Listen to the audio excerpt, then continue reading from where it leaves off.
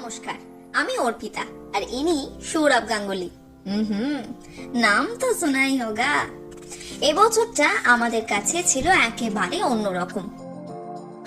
কলকাতা থেকে আমরা এখন 1400 কিলোমিটার দূরে কর্মসূত্রে মধ্যপ্রদেশের রাজধানী ভোপালে থাকি। মা বাবা প্রিয়জনদের ছেড়ে এখানে আমাদের দুটিকে যিনি আগলে রেখেছেন, বছরের শুরুটা করলাম তাকে দর্শন করে। মন প্রাণ জুড়িয়ে গেল আমার মায়ের দিকে তাকিয়ে। ভিন রাজ্যে এসেও বাড়ির এত কাছে মাকে পাবো তা আমরা ভাবতেও পারিনি। সবই হয়তো মায়েরই ইচ্ছা। আমি মানি, আমি বিশ্বাস করি মায়ের ইচ্ছেতেই সব হয়।